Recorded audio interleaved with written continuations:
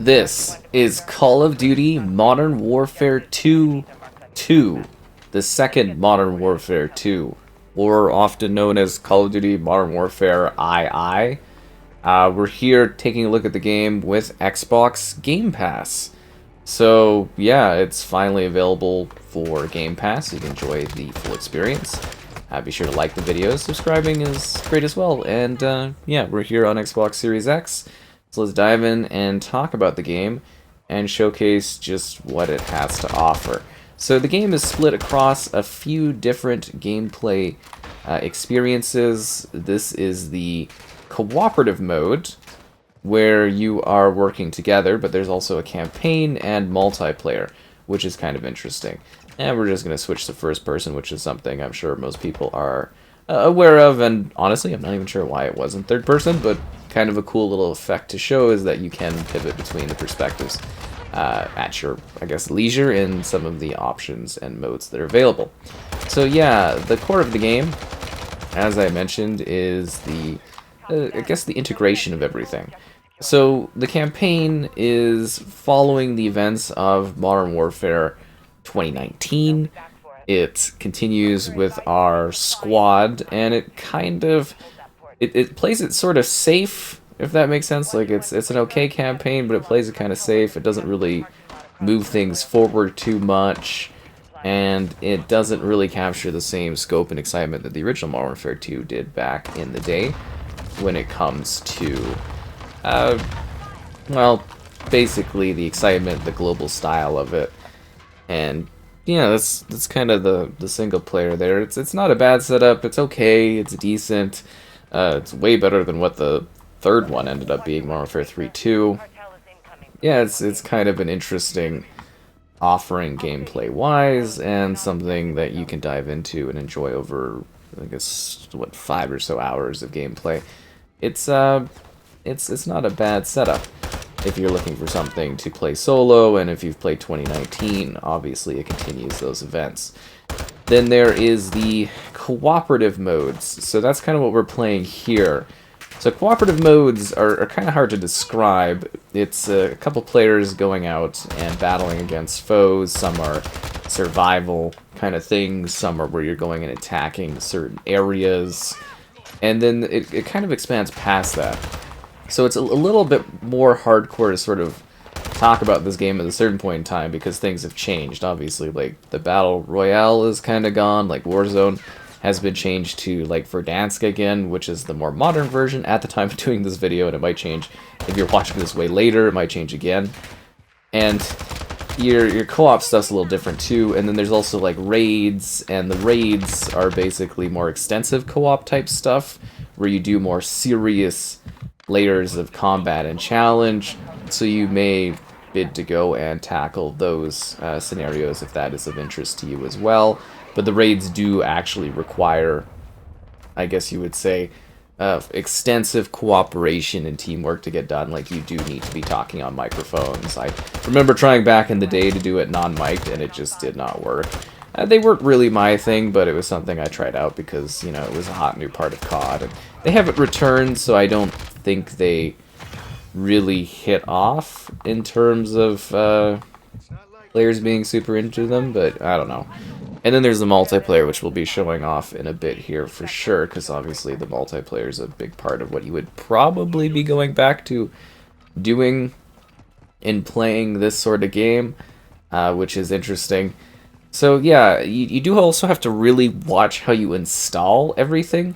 So this game is, yeah, it's a bit of a mess in terms of, like, oh, I wanna, you know, jump in and play something. Like, you're gonna have to pick and choose, being like, okay, do I want to play just the campaign? Do I want to play just multiplayer? And then, like, I tried to download the campaign mostly and stuff, and then I ended up just kind of downloading co-op and then the multiplayer, and I was like, oh, come on. And there's all these, like, different ways to choose, like, how you install the game. So just, you know, kind of tread carefully, I guess I would say, in terms of basically finding your matches to play and how you want to enjoy this game, or what part of the content you want to enjoy, because some of it's there and some of it's changed.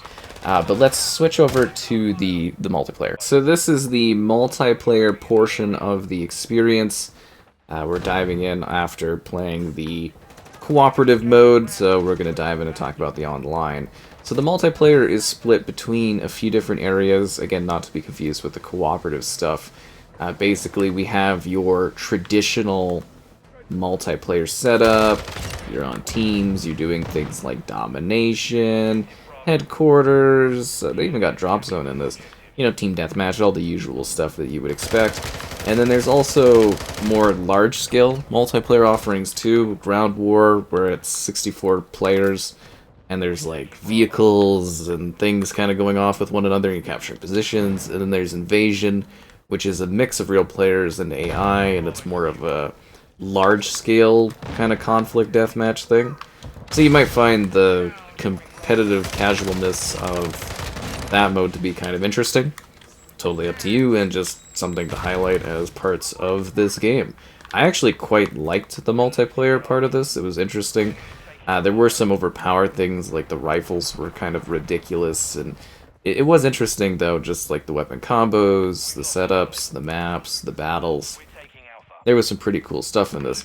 This was like a whole year of my Call of Duty streaming life, which is kind of funny. It's really interesting to think back, because it feels like it was ages ago, but like it really wasn't that long ago, all things considered. And yeah, it's actually kind of nice to be back taking a look at this and talking about it and showing what it has to offer. So the experience from a technical side of things, as I didn't dive into that because I was talking about the various different modes that exist here. So basically, it's got two graphic options, a quality mode, which is based around a resolution target, and then there's also the high frame rate mode. No, I was like one away from a chopper gunner. You gotta be kidding me. Oh, that is pure emotional pain is what that was. Did you see that? I didn't want to jinx it, but seriously, where did that guy come from? Oh, that sucks, actually, because I was going to get my ammo, throw a grenade, maybe get a kill. That's a Crash Bandicoot grenade, by the way. Kind of funny. So yeah, so this is the quality mode. So this is a dynamic 4K, 60 FPS. Like, it looks fine, it looks clear, it's clean, you know, it's a smooth aesthetic. And then there is the high frame rate mode, which we'll have to switch to between matches, as that's just kind of how it's designed here. That in itself is dynamic 1440p at 120 FPS, and is actually pretty smooth and fluid, and it offers a pretty good visual experience. So essentially, do you want something that looks, you know, visually more clear, or do you want higher frames? Totally up to you. HDR support, and spatial sound, Dolby Atmos, console keyboard and mouse support. Yeah, just kind of the typical multiplayer setups that you can choose. And then for visuals too, there's like some little more finite details, like there's the cast fast you can kind of choose for like sharpening quality and stuff, and it's mostly just the two choices though. Do you want resolution or high frame rate? And the game honestly looks fine and great across either of the options. It is funny though, because it's like, obviously the visuals haven't had like leaps and bounds across releases, but I definitely can tell that like the newer CODs do visually look a little bit better, but I think that's also because a bit of a switch up to like doing that stuff on like the PlayStation 5 Pro at this time. So yeah, I guess that kind of makes sense how I'd be like, oh, well, the new one, obviously the new ones look better. The technology improves, right? They get better at tech and everything between releases. It's just kind of wild being back here taking a look at this, because again, it's like, you never know something is going to be old until it's like way later and you're like, wow, you know, this was ages ago, because I literally remember just streaming this. And this was like one of the most popular CODs I've ever had to stream as far as consistency. Like, I was doing great. But then when they, you know, just after launch, they didn't have any like content for it. So there's this awkward gap where I just kind of dropped it for like 2 months after like weeks and weeks and weeks and weeks of streaming it. Well, mostly because there was no content. There was, like, they didn't do any season stuff, and then they finally started doing that, and yeah, it never kind of really picked up to the degree that it had at that point. But no, I do find it kind of to be an interesting experience. The multiplayer in this, I think, is kind of fun. It is pretty crazy. Kill streaks are really cool. The combat's neat. There's some silly characters, but also some fun stuff, and we'll just jump into the next lobby. Alright, we've got another match going on here. I have turned on the 120 Hertz mode, because again, you gotta, like, you know, do that between lobbies and stuff. But you can see that here, we have 120 Hertz on, it's locked. You can adjust your FOV, third-person FOV, so you can change your, you know, field of view, and then there's all these other settings, like film grain and everything like that, and the on-demand texture streaming, which will make a difference here. So as I said prior, this is your dynamic 1440p at 120 FPS. The fluidity increase is fantastic, like it is smooth, and it still looks pretty good. Like, this is the way that if you have a TV that supports it, this is the way I would recommend playing this game and experiencing it from a multiplayer standpoint, because I do think it makes quite a world of difference just in terms of competing, accuracy, getting those shots off, and enjoying the action in a proper sort of way, I guess. I would also kind of mention, too, that this one is kind of an interesting Modern Warfare experience, just the way you kind of, like, download what you want, play what you want, and it's sort of in an awkward spot, but I still think it is actually, like, a pretty proficient game. I enjoyed it a lot when I was playing it shooter-wise. Despite the complaints that some people had, I actually thought it was quite excellent and a lot of fun, and some of the most COD I kind of played because it was just really enjoyable and, you know, kind of cool. And it got us kicking with the knee slide plus the dive. And, oh yeah, and of course, YouTube still doesn't support 120 Hertz, so I can't really show that, but hopefully you're getting an idea visually of just how this looks. It's also interesting for multiplayer because you're basically coming back through the Game Pass to enjoy something that is, or engage with something that is feature complete. Like, you don't have to wait through the whole year of COD to dive in and see, like, maps release, seasons release, all the content's here, all the characters are here, all the stuff is here. I think some of the stuff was, like, limited, though, for buying characters. I don't know how that works from that perspective, but you know, this is fully balanced. This is not going to change.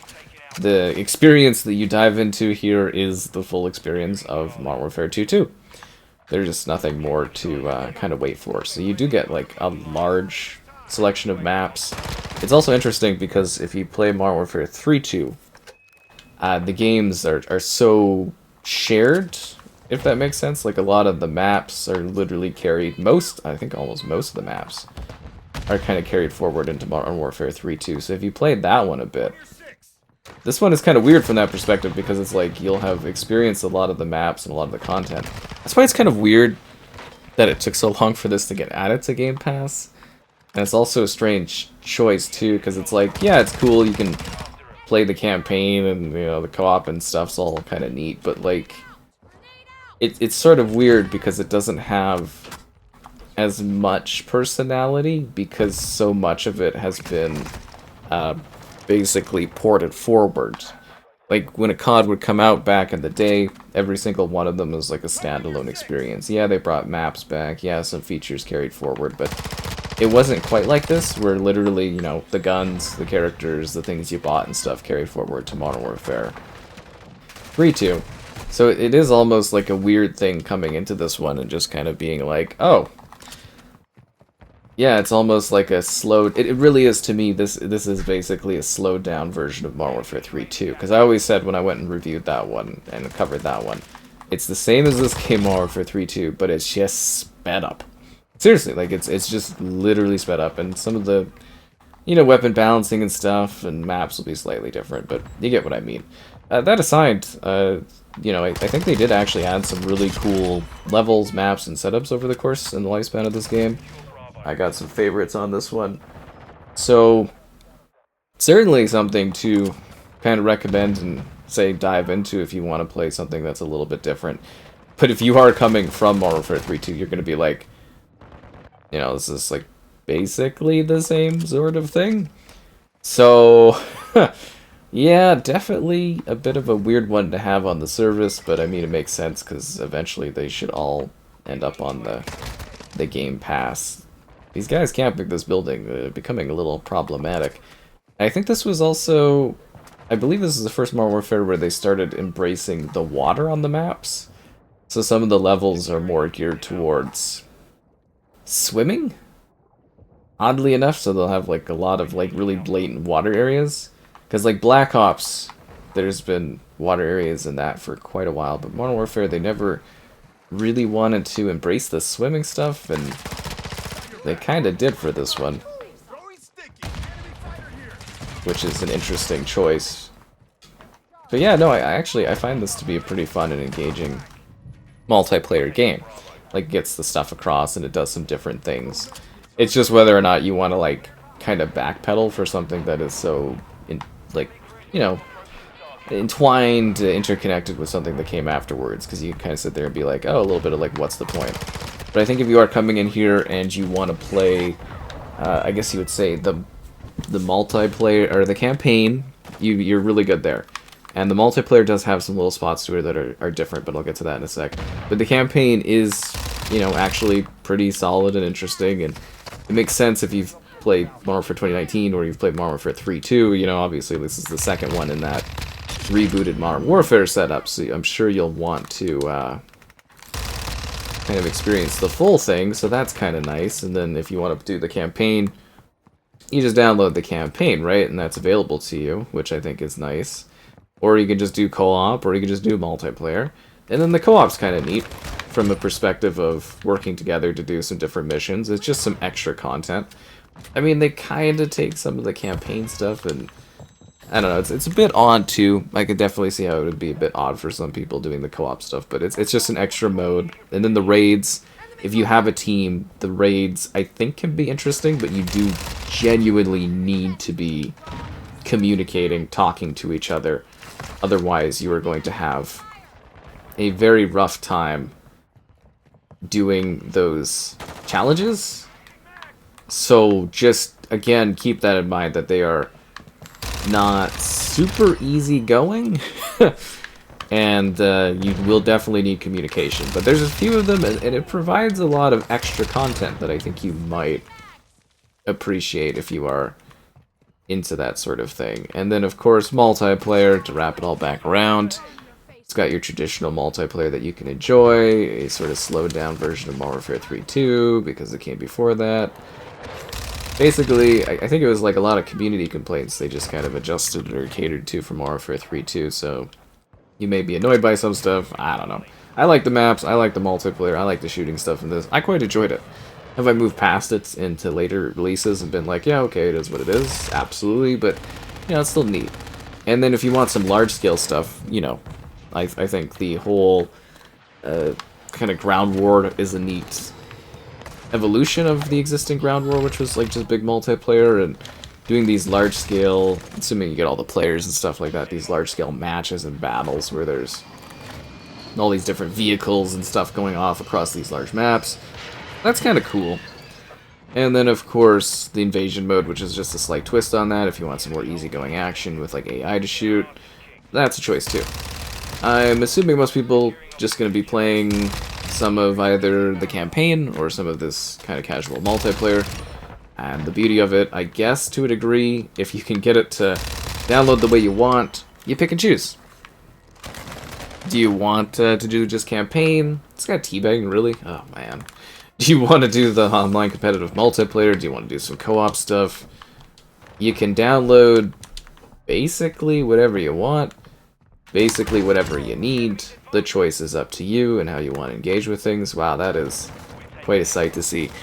But I think this kind of gives you an idea, or at least the gist of an idea, of what the experience of Modern Warfare 2.2 is like. And yeah, it's kind of weird coming back to this one on Game Pass, because I can't remember, I don't think it was really necessarily part of the discussion at the time, but it was certainly the leaning way to get towards Xbox acquiring Activision Blizzard. It was quite a time for sure, and certainly interesting to just see how that's kind of evolved, and to get this on the service, and then to have an excuse to dive back into this one and play it just a little bit more. It's certainly an interesting offering, and something that I did have fun with at the time, and something I'm sure others can enjoy as well if they dive in and play this.